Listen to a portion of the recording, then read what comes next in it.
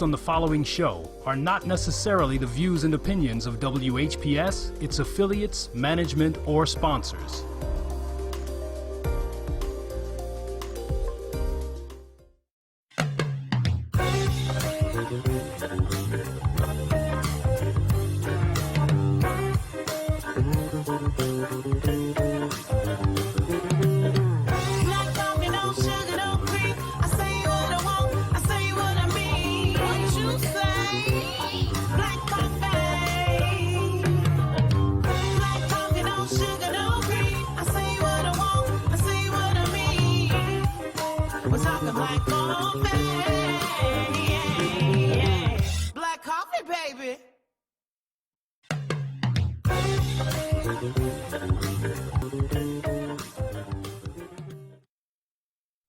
What's happening, Detroit? You know what time it is. Black coffee, no sugar, no cream, straight talk with Valerie. But before we get into tonight's content, I want to pay my condolences to a couple of dear friends of mine.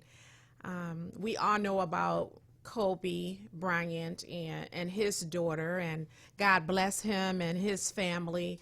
But I've had some very close friends, one pass away and one son that passed away. So I would first like to pay homage to my dear friend Gladys Hendricks, Peppy. She was just a wonderful, wonderful person. Her smile and her style, infectious. I grew up hanging out with her, and my dear friend and neighbor Valerie Roots is how I met Peppy. And I was the youngest of the bunch because they had me by a few years, but I definitely learned a lot from them. She is now with the Lord. I'm going to miss her. As I said, her smile and her style was infectious. She was just a lovely person, beautiful inside and out. May God's grace cover Chocolate and the rest of her family during their time of bereavement. The next person I would like to give my condolences to is my fellow executive board member of the Belleville Chamber, Carmen Stovall, and her husband, Gary. If you were watching the news, you might have seen where a driver was driving the wrong way on I-75 on Sunday.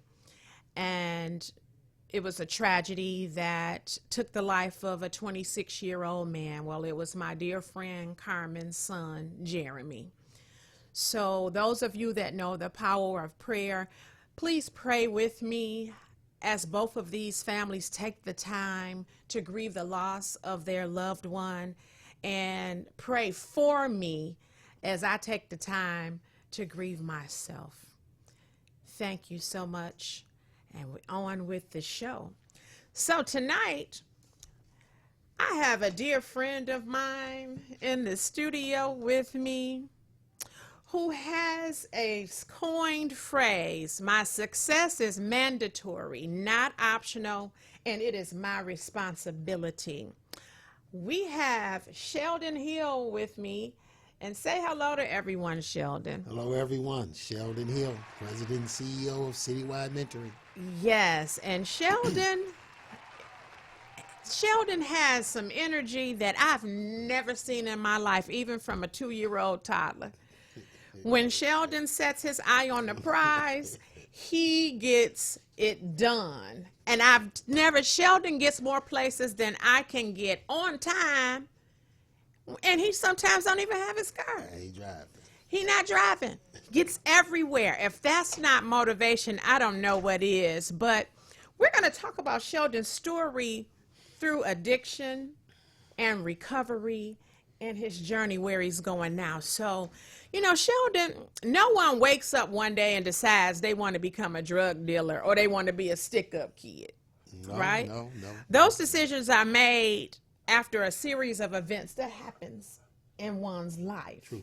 You know, those adverse experiences that somebody is exposed to. Or training.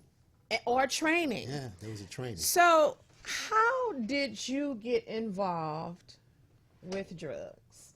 Alcohol at the age of 8 years old. They used to give us beer cans to throw away and leave beer in the bottom of the beer cans. Even with sex for the first time at 8 years old. Wow. Paid for sex the first time 11 years old. 12 years old, my dad had been missing from my life. He came back into our life to help me get out of trouble in school. Went to hang out with him and his friends were drug dealers and pimps and whatnot. And he had sent me into a store to buy a pop. I didn't have any money. He gave me a $100 bill. He said, I don't want to ever hear you say you broke again. He said, later today we'll show you what we'll do about it. So we finish having lunch with his friends and go to his house. He sits a triple beam scale on the table. He goes and gets this black plastic bag with a whole bunch of marijuana and a whole bunch of weed in it. He pulls out a smaller bag and fills it up with a pound, gives me the pound of weed, hands me smaller bags to bag up the pounds of weed to smaller bags, and a .32 revolver. I'm 12 years old. My dad's a gang member, so this is him showing me love. He figures every man should have a hustle. It's necessary for every man to be able to feed himself and take care of himself, and that's what I did. That's where I got started, and it snowballed. It snowballed. Wow. That sounds, and I can't wait till your movie comes out because I know it's coming out. I'm working on that. But that sounds like something from a movie. It actually is gang life. Yeah. My dad doesn't know who his father is. So, and we actually are going to talk a little bit later about the absent father, but, Yep. Can you describe addiction with 3 words? If you had to describe addiction, what 3 words would you use? Can't stop using. And that's whatever it is. Sex, drugs, gambling, speed, driving really fast in cars, violence. Can't stop using. I agree with you, because people look at addiction mostly around drugs, Yeah, sure. substances. But I'll tell you, shopping is an addiction Sure. for me. And I was having a conversation with someone because they kept coming down so hard on a loved one about not being able to stop drinking. And this person loves sweets and Pepsi. Sure. So I'm like, okay, that's like telling you, put this Pepsi down and never touch it again right now. Thank Like, do not eat another cupcake, another piece of sweet potato pie. Put that Pepsi down and don't touch it anymore. And watch those cravings and everything exacerbate and see what happens to you. So there are a lot of addictive substances, and sex is truly Sure. addictive. Even you talk about the Pepsi and the cupcakes, the sugar. Mm-hmm. Anything that has sugar, that person, if they put the cupcakes and the Pepsi down, they're going to pick up Coca-Cola and something else, or salt. Mm-hmm. Years ago, Lay's potato chips, you can't eat just one. It's not the potato, it's not the chip, it's the salt on the chip. Mm-hmm. And you can't eat one Lay's, and it's a fact. Mm-hmm. It's a fact. So let's talk a little bit about you using. So your father got you started 12 years old, gave you a pound of weed, show you how to bag it up, $100 and a revolver, and said, Get money. Basically, it was like a term of endearment, or him empowering you. He was showing me love. He was showing you love See, the way that he knew how. My grandmother was a dancer. My father doesn't know. dancer? Was a stripper. Oh, okay. And so in her lifestyle, she dated out and she sold herself off. So she didn't know who his father was. And so he was basically raised himself and in the streets. Well, in the streets where, you're in survival mode. And so with him leaving my mom with 4 kids, she got ill as a single parent. He wasn't there to help her with us, so I took over his role. And then... Are you the oldest? No, I'm not the oldest. I'm the oldest boy. Okay. So I've got a sister 3 years older than me, but I'm big brother. Okay, yeah, And I get that. I took on at 14 years old. By me selling the weed I was selling, and the guys that were in my neighborhood selling weed for me, I moved out of my mom's house at 14 years old. My girlfriend moved in with me at 15. I had my first son at 16. But I'm paying my mother's bills, I'm paying my bills, and I'm making babies. I'm grown now. So you had your oldest child at 16. 16. He died 7 weeks later. He had six, quick death. Okay. And my mom came home, found him dead in the crib, came out of the living room. I had moved into a house that we had at the back of ours. Instead of a garage, we had a house back there. And I hear my mom scream. I step out of the front door to see what's wrong with Mom's, and she's holding my son, saying the baby's dead. I'm like, what do you mean? She said, the baby's dead. I'm 16 years old. His mom, my son's mom, comes out behind me. She hears Mom screaming also. And I turn to her, slide my arms under hers, and I say to her, the baby's dead. I'm 16 years old. She's 15. She's falling to the ground. My mother's running back the other way. Man. Life showed up. Life showed up. And it got real busy for me after that. You think I didn't care. Screw God. Forget God. God took my son. And after that, that pistol started going off. I started robbing people in my neighborhood, in the group that I ran with, within my family. I carried 14 caskets in 3 years. Family members and friends who had either have fallen off to the use of drugs, overdosed, had either been killed and doing bad drug deals and armed robberies, or committed suicide because they were tired of using, couldn't stop, or got caught up in some situations with the police and didn't want to go to prison, and they killed themselves instead of going to prison. In 3 years, I carried 14 caskets. Wow, grace and peace, brother. That's deep. That's heavy. That's heavy. Yeah.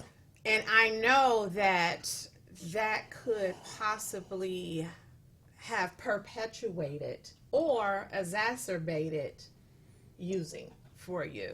We didn't get help. We didn't get help. We got high.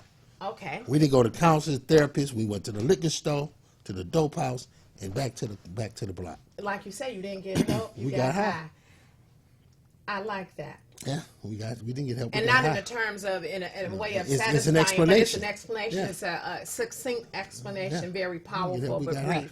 Nicole Harris said she agrees so many addictions fill a void and unfortunately are rooted in unintended consequences stemming from dysfunctional behavior. Not a judgment, but people coping with life the best or only way they know how. Or they've been taught how. My dad, it was a training. My uncles were, a couple of them were pimps. And so what they did was they showed us to find women with low self-esteem and spend time with them. The larger the woman, the lower the self-esteem. Hold her hand, be seen in public with her. She'd give you anything you want. And the example he used was he had a lady that would go to the store and cash her husband's check every week, every Friday. He would wait in the parking lot. When she went in the store to cash the check, he would go in the store behind them. She would cash the man's check, buy the man his liquor, take money out of the envelope, place it on the shelf in the back of the store for my uncle to get. And then when they'd leave, she'd get her husband drunk, put him to bed, and then come and sleep with my uncle. All right. It's a training. Yeah, It's a training. It is, because I'm thinking, taught man, I us. see a man following me in the back of the store. Two things gonna happen. Well, It's see, gonna be two holes, one in my pocket and one in him. But follow me in the damn store. It was a pre-designated drop point. It was a pre-designated drop point. And this woman's husband never knew that his wife was giving this man worked when the plants were doing 12 hours, 6 days a week and 7 days a week. Mm-hmm. And he was a skilled tradesman. She's cashing his check, buying his liquor, and putting the most of his check in her pocket. The rest to my uncle. He never even seen his money. Yeah. And she'd get him drunk just to pass him out so she could go sleep with my uncle. And they taught us to manipulate and deceive. And that's, like I said, I was 14 at that time. Wow. I have someone on the line that Nicole is saying she is enjoying this very candid talk. And so am I. You notice we have on black and white together? I did notice that. We didn't even plan this. We were just vibing, but okay, here now, we go. kindred spirits, I Yes, got ma'am. you. Describe how your addiction started. So in the natural progression, you moved from probably moving weed to cocaine. With the drinking, then we went to TAC, mescaline, Powdered cocaine was around. Most of us didn't want to be bothered with it.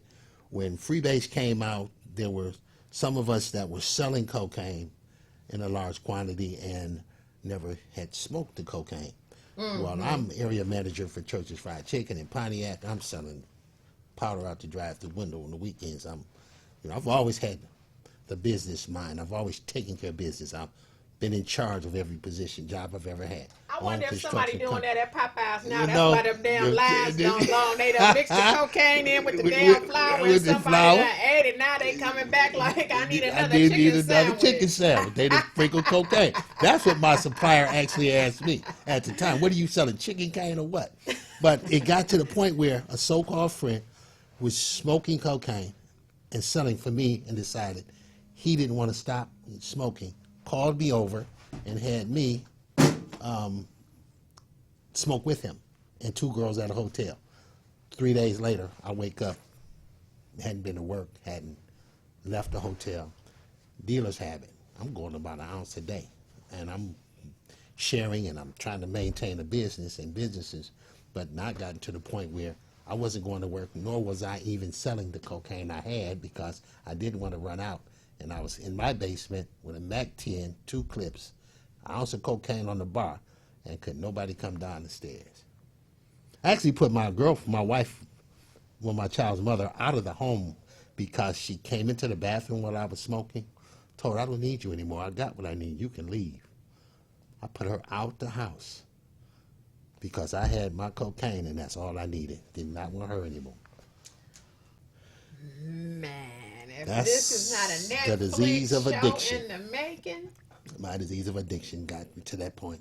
wow, we Do it. definitely I no got to longer get a needed sex. documentary done of you and get your story out because where you are now, see, people see our glory, they don't know our story until you tell it, and that's how I like for it to be. You see my glory, you don't know my story because it's my story. I want to tell it. Let people hear it from me. But to look at you right now, I would never know that you've been through any of that. But guess what, listeners? There's more. God is good. But God is good. I've been shot 9 times. 3 times the first time, 6 times the second time. The second time I got shot, after a guy thought he was about to be robbed again. I robbed 100 people one summer, collecting money that was owed to me or just ran out of money to get high with and decided to take some. And so he saw me standing at the window, outside the window, and he went to the other side of it, shot through the wall. 6 bullets hit my left shoulder. I'm walking down the driveway, reaching into my shirt, and there's no blood. Buddy that's with me is like, are you hit? I'm like, yeah, but I'm not bleeding. Man, I'm so angry now. I come back with what I need to take care of this guy.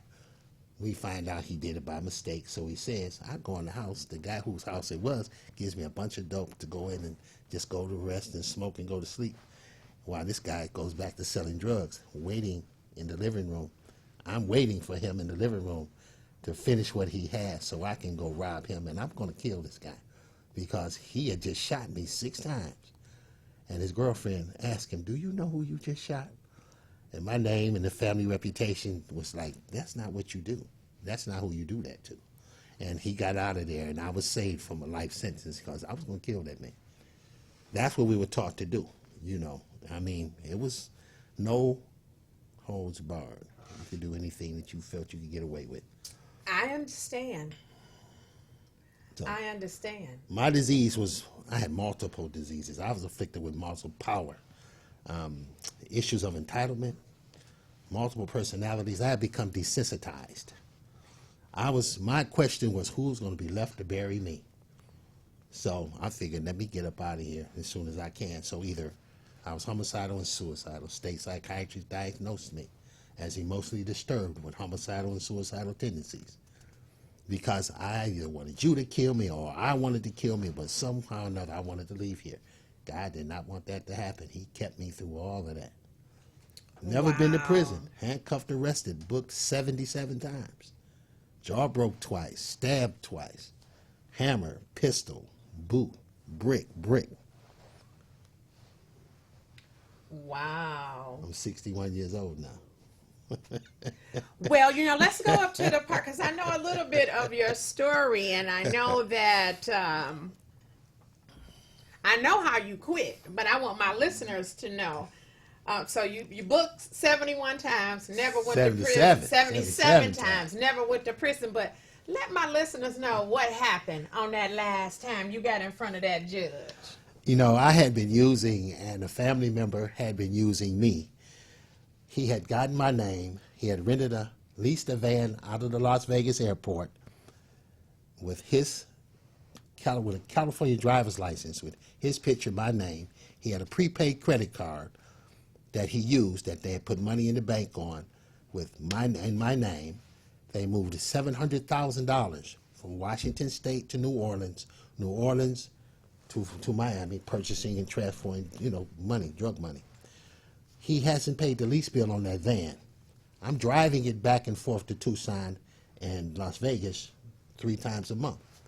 I get pulled over here. The van's reported stolen. I'm taken to jail. They tried to take the van back to Las Vegas, tried to drive it back. It kept running out of gas. They ship it back, find a dummy gas tank. My last 4 charges were conspiracy to interstate transport narcotics over 9 state lines, interstate transportation of stolen property over 9 state lines, credit card fraud, and criminal racketeering. Now, if these are conspiracy charges and I'm caught in this van by myself, there's no one with me and I'm not telling them anything. So they could not go any further with the charges, because when the officer said to me, anything you say can and will be used against you in a court of law. Then I'm not saying nothing. Well, then if I'm by myself, if I don't tell, ain't nobody to tell. Exactly. And I didn't tell. And the judge himself, he was a recovering addict. He was a recovering alcoholic. He could see where they had used me, and I was considered a mule. I was being used. My identity was being used because nothing in my past behavior had been of that level of criminal behavior. And he said, Mr. Hill, he asked me first, he said, Mr. Hill, do you know you've been booked 77 times? And there was a lady in the gallery, and she said, damn. And I'm like, I'm gone. And then he says, but I'm going to do that favor you asking me. I didn't know what he was talking about, but during the pre-sentence evaluation, I asked for drug treatment again. He said, I'm going to give you drug treatment for the 10th time. He said, but I promise you this much. If you ever come back in front of my courtroom again, you will go to the penitentiary. Then he said, 6 months in the county jail. Now, mind you, I'm facing 22 and a half to 30 years in prison, 175 months federal time, which is 15 years, 7.5 to 15 state time. There's what they call truth of sentence. In the federal courts, you have to do their time completely first before you can go into the state time. I'm still into the 7 years that I would be doing in the state time. I still would not be free if that judge had not given me the consideration he did. Well, when he hit the gavel, I took a deep breath and I just turned and took off running to the door and started pulling on the handle. The court officer pulls his gun. What are you doing? I said, I'm going back there, Your Honor. It's over. It's over. You'll never see me again. You'll never see me again. You can give me a key. This is exactly what I said to the judge. You can give me a key. I'll lock myself up. You will never see me again. It's been almost 20 years now since I've had handcuffs on me. Thank God. It's been almost 20 years. Hey, you talking if about that recovery. wasn't the act of God, he came down from the heavens and was like, hey.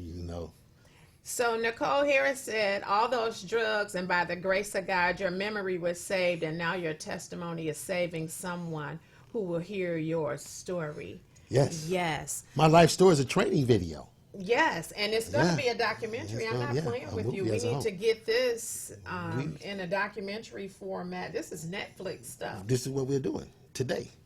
Yep, this is Setting the Netflix foundation. stuff. So we're going to, your treatment stayed the course, and you ended up getting into recovery. And what's the hardest part about recovery? Dealing with the people that lie to you about what they're going to do. See, because I don't have ignorance as an excuse. So for me, and I figured the crooks and a lot of the the behavior, the lying and the cheating and conniving, I was going to be through with all that when I came out of the streets. When I got into recovery services, and then listening to individuals that said they had my best interests at heart, not come through with what they said they were going to do, I had to focus on my own foundation. I got you. I had to build a plan for I didn't have a retirement plan in the street. I didn't have a pension, had none of that. So I had to reinvent myself. They say I do that on a regular basis. I reinvent myself. I'm considered what they call a social chameleon. I say I get in where I fit in. So I can be sitting here with you, and then in a few days we'll be talking to a man at the White House, and I'll call former President Barack Obama, talk to him about something, ask Miss Obama about some stuff I want her to help us do with the girls. I don't have a problem with that. I got that. So, addiction is the only prison where the lock is on the inside. Yes. So when you said you was going to run and lock yourself up, that was, they were locking you up. Physically. But you were unlocking your freedom and your healing.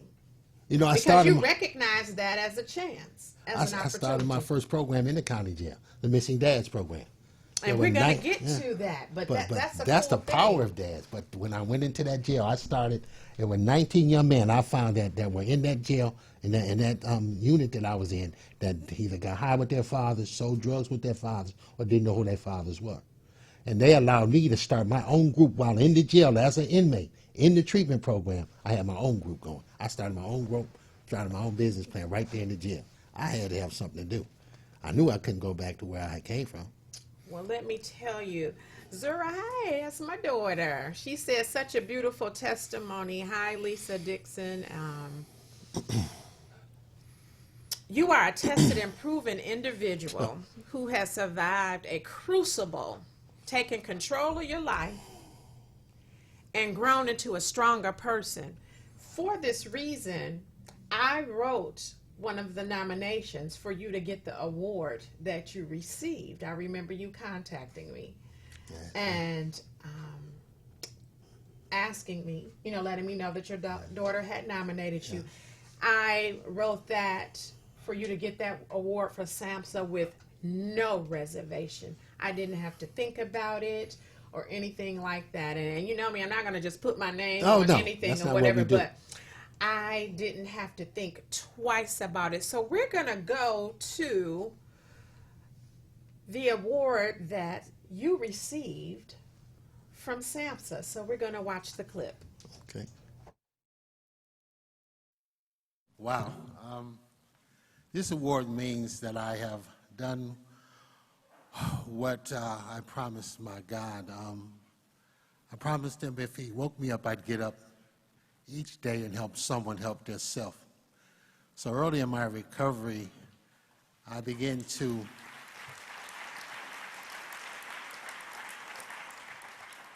I started volunteering every place that would have me, day and night,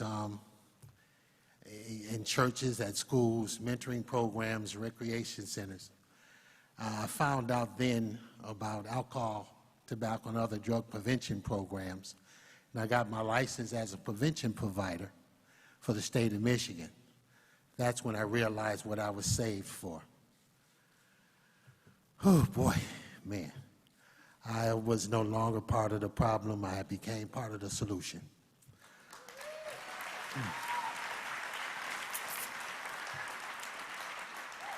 So I set this goal to become a man God would use, and that I've done.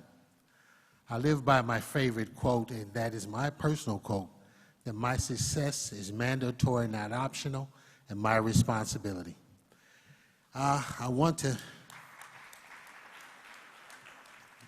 take this time to thank my family. My mother, she's 80 years old now, and she still calls me at 11 o'clock to see if I'm at home. My daughter, Denisha, who wrote the nomination for me, we work together as a family in recovery. I speak as the addicted parent. She speaks as a child of the addicted parent. My grandchildren, my wife was here with me. Actually, we'll be married on the 29th of this month, 1 year. So, yeah, I love you too, sweetie. She's actually my parenting coach because she has, taught me how to actually be there and listen to my children. And so also I would like to thank the individuals throughout the Detroit Wayne Mental Health Authority who helped guide me to this point. They were there for me when I did not understand all the changes necessary to be successful. They taught me new ways to live without drugs and alcohol. They acted as my family, and for that, I'd like to thank them all, and I'd like to thank you all.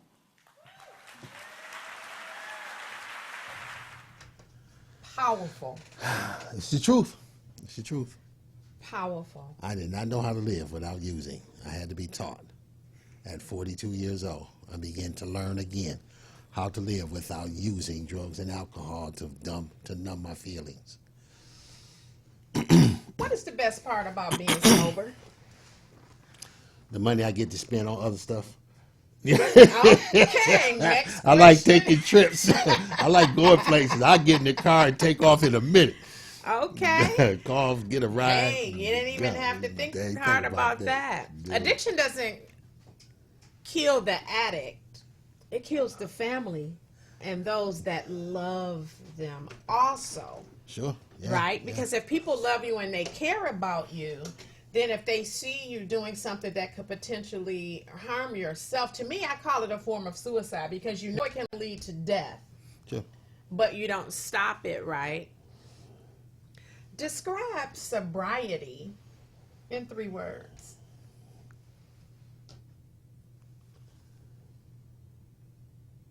God is first. God is first. For me, that's the only way I stay sober. God first. That promise I made God when I got that, when he gave me that reprieve, I promised him if he woke me up, I'd get up and help someone help themselves every day. And that's what I do. For not a dime. I change tires, fix flats, anything I see. I could be on the road. It happened last Sunday. On the road, young man sitting there that had been there since 4:30 in the morning with his girlfriend. Didn't have a jack. I'm waiting for a ride to go do some work on some property. Seen him, walked and asked him what he needed, walked back to my house, got the jacks and tools we needed, came back, changed his tire, and then sent him on his way. I'm free. See, I'm supposed to be locked up. I'm not supposed to be here. Right. See, so for me, that was what I promised God I'd do. I have to, so, yeah, sobriety to me, it's God always first. I love that. Has to be. Question for you. Okay, so you know what I do, but I'll say it over the air for the listeners because they may not know that I have a substance use prevention agency that I've had for 20 years and have now moved to overdose prevention and, some portions of recovery. In that, I train, I'm a national trainer for the CCAR, Connecticut Center for Addiction and Recovery, peer recovery coach program. And so I get a lot of questions because now with the opioid overdose crisis that they are placing a lot of recovery coaches in a lot of places, and the emergency room is one of them. And so when I do the trainings, a lot of people ask me questions which really can only be answered by the HR department or the person that's hiring them, but still I'm always asked this question, and that question is, can someone who is not addicted, never been to rehab, have never suffered through the dark hours of being weaned off a substance, have never been physically and emotionally dependent on that substance, be an effective recovery coach? Yes. You said Yes, yes. they can. Yes, they Okay, can. and why is that? If they've experienced it through a loved one, Okay. a family member, a friend. We don't start out wanting to be as dysfunctional as we become. We don't want to be as sick as we are. It's like having diabetes or being on dialysis. They don't ask for that. It's a disease, and the disease of addiction is just that. For myself, it has to be accepted as just that. But it can, however, be arrested at some point, and recovery is impossible. Diabetics take insulin. They monitor their sugar. They take insulin at different levels to maintain a certain level. Same thing with me. I can't use anything. Nothing. I don't even need to drink sparkling water because psychologically, I'm telling myself I'm going to get a buzz. And once I start wanting to get a buzz, then I want to continue. Relapse happens before the actual use anyway. We started a meeting at the Mathis Community Center. I am Peer Recovery Support Program Director for Judge Greg Mathis. And we started a Narcotics Anonymous meeting called The Thought is the Cause of It All. Our thinking is what causes us to use. Absolutely. The thought is the cause of it all. Absolutely. I agree with that 100%. Unhealthy thinking, and not just using substances, but, anything. Sure. Stinking thinking. Yeah, that thought. That was a thought. So like you said, Sure. That is 100. That's real talk. And speaking of the authority, we have Kara. Hi, Kara. Kara Thomas. Hey, Kara. In the show, so she's logged in. We know each other well. How are you? Yes. Hope all is good. So, as you say, the relapse occurs before the actual use because of the thought. And I also call that certain triggers too, right? Certain things that you're exposed to, dreams. Did you ever dream about being high? I've watched myself pull the pipe while on my bed sleep. I watched myself smoking while laying next to my wife in the bed, jumped up and said, "What the hell's going on?" I saw me smoking while laying there with years in recovery. The memories, our thoughts, the behaviors, all of the memories, they're still there. One of the things I do and why I do so much in the community and giving back is so I could create new thinking, healthier thoughts. So when I take off, we went to Niagara Falls. There are things my wife hasn't experienced, foods she would like to try. So every year for anniversary, I take her to another place. They have a signature food. So we went to Chicago one year for pizza. We drove past all the pizza places in Michigan to take her to Chicago to get deep dish pizza. We went to Philadelphia for Philly cheesecake. We went to Niagara Falls because she had never seen the falls. We're going to Texas for a T-bone steak. You know what I'm saying? And that's what I do with my money now. You know what I'm saying? Hey, because when I asked you what else could you be doing, you said, hey, the money you were spending. Because, what I have noticed about you, you got that same hustle. Oh, same hustle, different product. Well, so I'm still a baller. So you still a I'm baller. a You baller. just not moving 8 I balls. sell hope, not dope. I'm the Okay. hope man, not the dope man now. You sell hope. I sell hope, not Not dope. dope. I sell hope by the group, by the session. It's hope. And then I even give hope away. I gave dope away. I give hope away too. You know what I'm saying? I don't get paid. Most of the stuff I do, I don't want to get paid. I'm being paid by not using. I blew $1.7 million on freebase cocaine in 23 years. A 10-unit apartment building, 4-family flat, 3 houses, 6 vehicles. Me and my dad owned our own construction company. I was area manager for Church's Fried Chicken in charge of 5 restaurants. Smoked it up. My clothes, my jewelry, my cars, wanted nothing but to stay high. Damn. Not because of that, because I've been high, I've drank, But but I that systematically. you counted it up. Well, I had to do and my. that you realized I had to do my 1.7 4-step million. inventory. We do a 4-step inventory in Narcotics Anonymous. I added it up and started crying. They asked me what's wrong, and I pointed at the bottom line, and they said this. They said, what is that? I said, that's unacceptable. I'm not going out like that. Whoa. No. So no. you want back everything you lost, and I hope we get it on Wednesday. My child support was $342,000 Now, I when remember I that. came to recovery. When I came to recovery, and I went in front of the judge, and I thanked the friend of the court for them feeding my children when I wouldn't, not when I couldn't. I chose to buy drugs and alcohol with my money on it. But I promise you, if you leave me free, you will get your money. My child support is less than $70,000 now. And no once warrants for my arrest. Haven't been handcuffed in 20 years, almost 20 years. I promised this. I thanked the friend. He told Mr. Hill, I've never heard anybody come in this court and thank the friend of the court for anything. That's deep though. But you they said chose. you fed my kids and you took care of my kids When I chose not to. When I wouldn't, not because When I couldn't. because I would. When I wouldn't, not when I because I couldn't, because I wouldn't. I chose to buy drugs and alcohol with my money, and I thank you for what you've done. Now I want you to get your money back, and you will get it, sir. I promise you that. Wow. He had my portfolio in front of him. He said, "Mr. Hill, I believe you. I believe you." I had already had my first contract with Detroit Wayne Mental Health Authority, and I had it in writing, and I had it all in front of me, my portfolio. That's deep. Well, although I can keep going, but I'm going to take this break because our next segment, we're going to go into America's greatest scapegoat, the Black father. And we're going to talk a little bit about that. But to set the mood for us and to put us into that perspective, we're going to listen to and watch, those of you that are watching, a video called As a Black Man by my cousin Millard Thomas Jr. of Run of the Mill Records. Let's get into that and we will be back.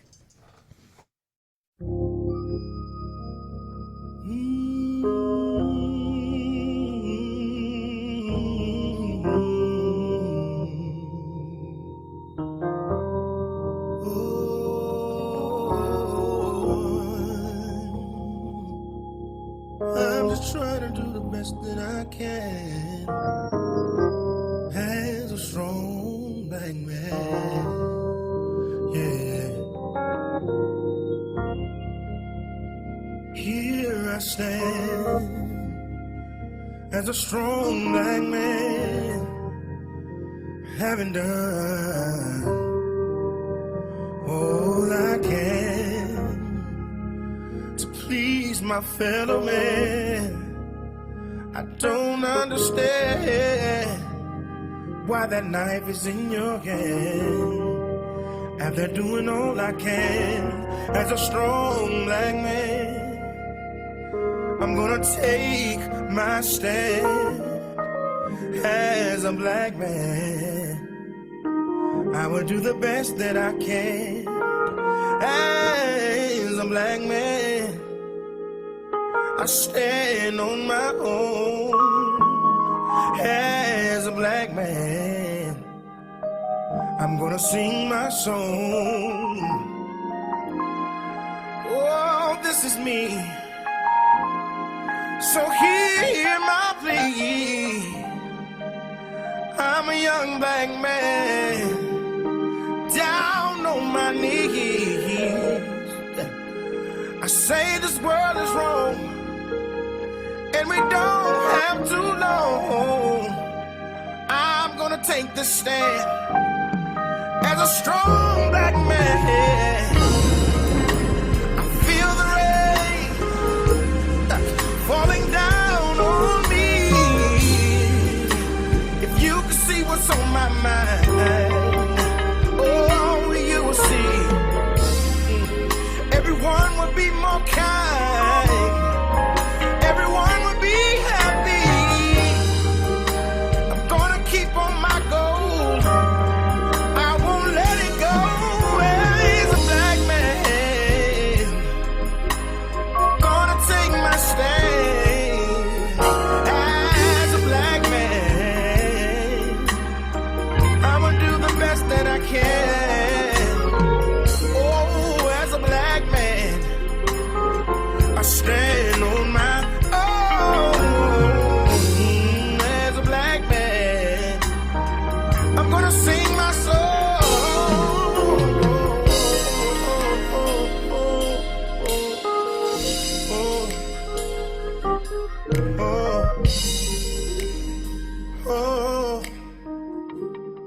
Okay, so you've been listening to As a Black Man by my cousin Millard Thomas Jr., Run of the Mill Records. I love that song. He has an album out called What's Your Request? And you can download that off of iTunes. So we're going to get back into the segment now. I wanted to talk about As a Black Man because let me read this segment. I wrote this down. It's no coincidence that the black father has been the scapegoat of society since the U.S. Secretary of Labor Daniel Patrick Moynihan assembled the Moynihan Report in 1965. Moynihan, a white male, strategically wanted to explain why the black community was not being as successful as white society after the civil rights era. Thus, he branded the lack of black fathers in the home as the root cause of black strife. He also claimed that the black communities allowed children to grow up in broken families without a father. The community is asking for and will continuously receive chaos under those circumstances. That being said, two major ways of scapegoating the mistreatment of our black men and the murder of our black youth and men have been used to set black families back. I say this, that's bullshit, because they started moving the black man out of the home in slavery. Sure. So I understand what Moynihan put in his report in 1965 representing the United States government, but the scapegoat, because it was by design.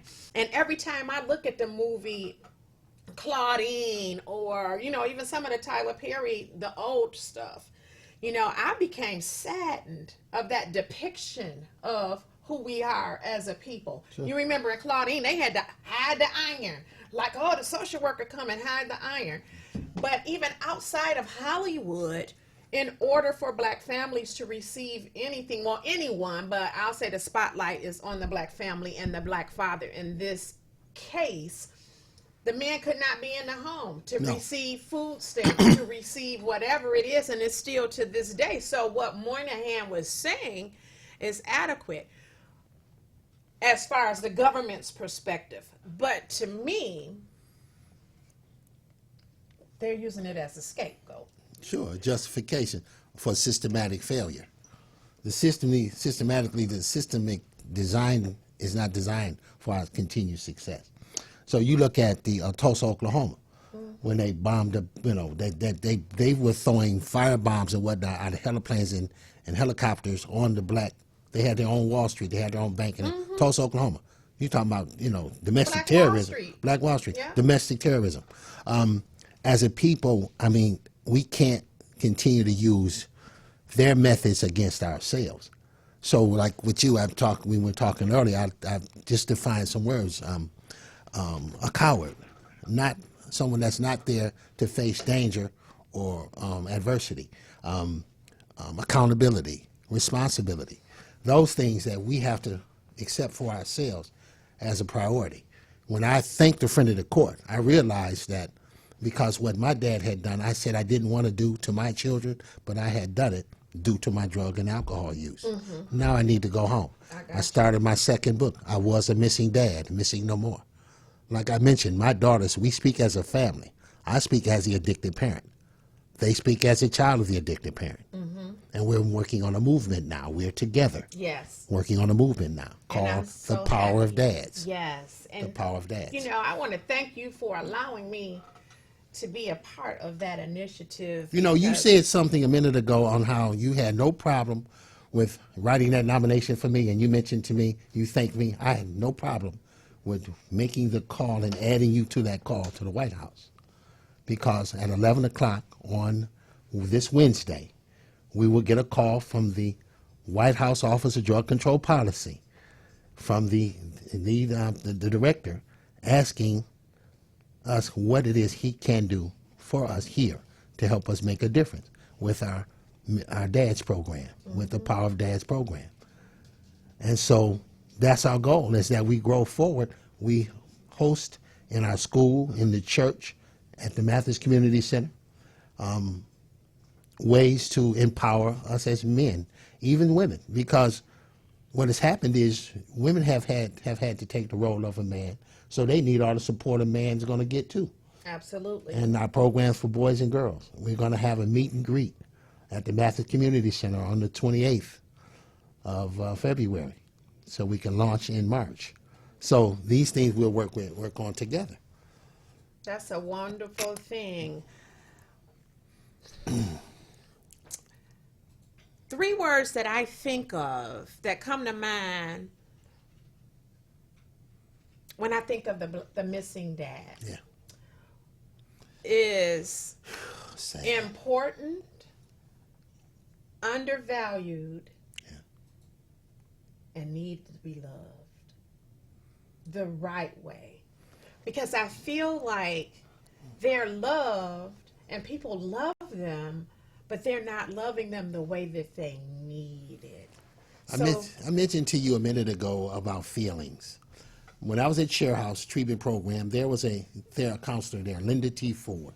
She's passed on, but a wonderful person, recovering heroin addict, prostitute. She was the counselor that taught us how to be men.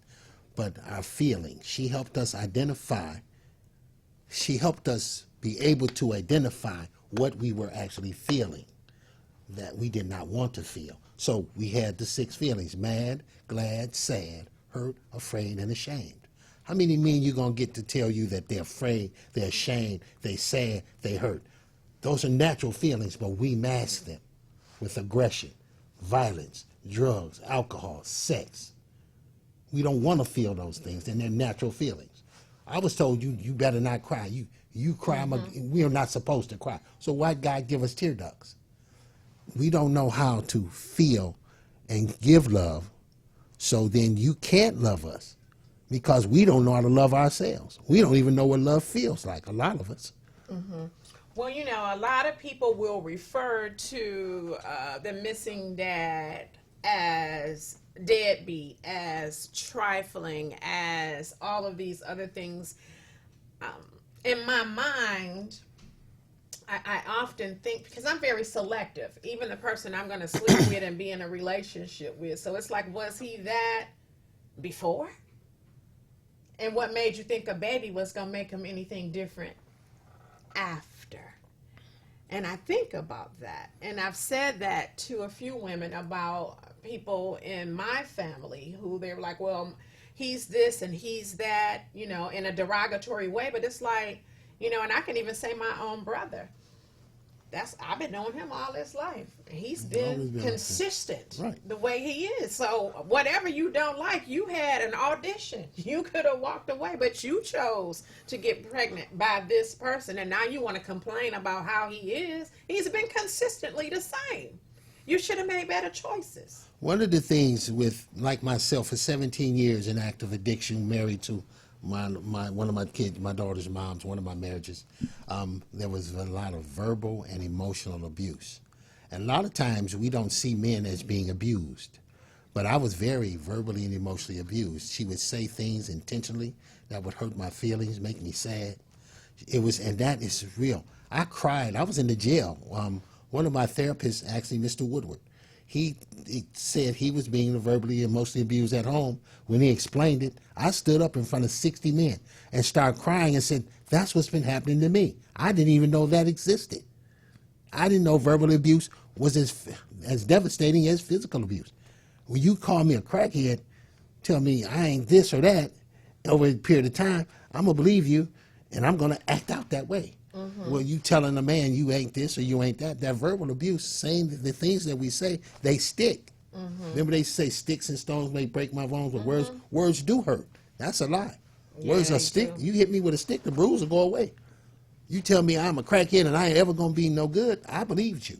I thought I'd die using. Well, you know what? That time really went by, and our time is up. I want to say this to close out that segment. Too often, Black issues are linked to correlation instead of causation.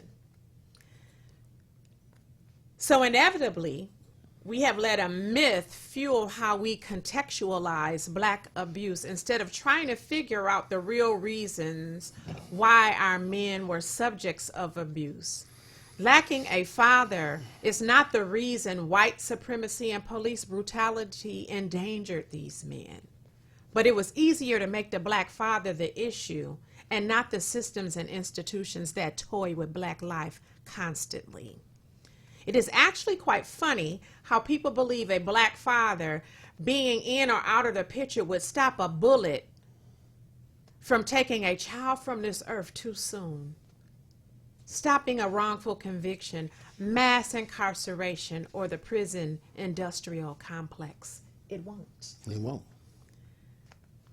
So I'm going to say right now, as we close, ballot or bullet. Because see, who we vote for, how we vote, what we vote for, cast the right ballot, or it's like taking a bullet. Sheldon, I thank you so much for coming on the show today, being so transparent, because Nicole Harris has been with us and everyone else on the Facebook Live. Thank you. But thank you for your honesty, your transparency, and sharing your experience. You helped somebody through your healing and through your story. Is it anything that you want to say to the audience and my listeners as we leave? I'd like to say join us. We and Valerie are working together on a movement. We'll need all of your support. My website is citywidementoring.com, one word, Citywide Mentoring. And with that, contact us. We are working together. She is actually my business manager now. She accepted the role. She said she didn't know she could keep up. We're going to find out. Well, you know, I, like you, want find to out. share what I know and the obstacles and hurdles that I've jumped. Why have somebody else do that? See, I can pass the baton back. This is like a race together. What we we can do. win. Yeah. And so if I can give you any words of encouragement, knowledge, wisdom, or whatever be to there. help this Just be come there. to fruition, that's what I'm be going to there. do. So Yes, be you've there. been listening to Black Coffee, No Sugar, No Cream, where I don't try to spill the tea or make you feel dazed like you had a shot of cheap liquor. I just want you to see things from a different perspective, mine. And we're going to leave you today with another track from my cousin Millard Thomas Jr. called Someday Will Come. Because see, what we have put into place, we know that someday it will come. Keep the faith. And we're out of here. We hope you tune in next week. Have a great week. So long. Thank you.